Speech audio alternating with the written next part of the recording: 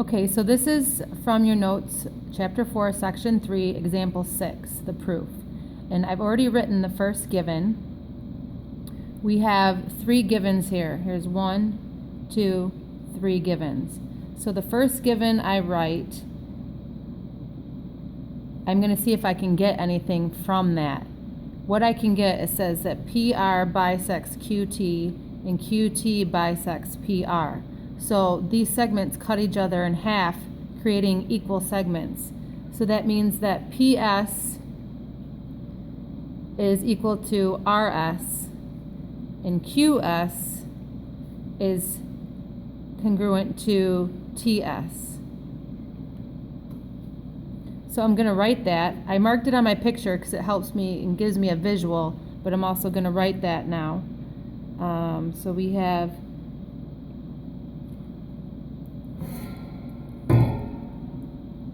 PS congruent to RS, and that is definition of a segment bisector. I'm going to put the other one on the same line too. So I'm also going to say that QS is congruent to TS.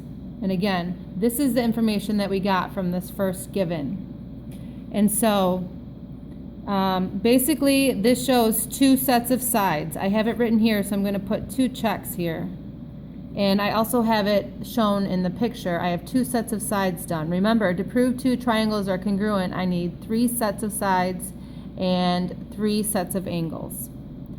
Okay, so I'm going to go to the next given right here. It says that angle PQS is congruent to angle RTS. That is a given, and I'm going to mark that on my picture. PQS is congruent to RTS. And that's basically just a given statement. I mean, there's nothing you can really get from that. It's just straight out telling us that those 2 angles are congruent. Okay, so there's an angle, piece of information for me.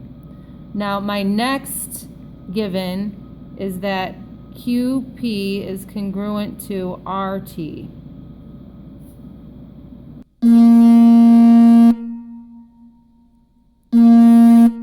That is, I'm going to mark that down here on my picture. QP is congruent to RT. Okay, so that completes my 3rd pair of sides, and I have 1 set of angles so far. I'm done with my givens. So what I need to do now is I need to show 2 other angles, 2 other pairs of angles, and the order does not really matter so much. So what I can do,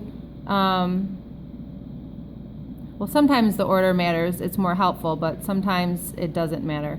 So the first thing that sticks out to me, remember I'm looking at the triangle QPS and triangle TRS. So these 2 triangles here. So right away what sticks out to me is that I have vertical angles in the middle. So I can say angle QSP is congruent to angle, I have QSP, so then I'll have TSR. And that is by the definition of vertical angles. So I just need 1 more pair of angles. I need to show that angle QPS is congruent.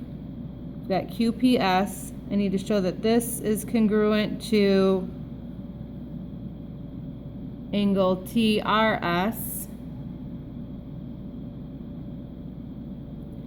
And I can say that is true by the 3rd angles theorem. So if you have 2 pairs of congruent angles from one triangle to the next, that forces the 3rd remaining angles to be congruent as well. So I have 2 pairs of sides here, another side here. I have a set of angles here, another pair of angles here and here. So I have 1, 2, 3, 4, 5, 6 components that I've proved, pieces of the triangles that I've proved to be congruent. I'm making my check marks to keep myself organized, and I'm also marking my picture to help me keep myself organized. So I have 1, 2, 3 angles, then I have 1, 2, 3 pairs of sides. So now I can say what I was trying to prove all along, that triangle QPS is congruent to triangle TRS, and that is by the definition of congruent triangles theorem.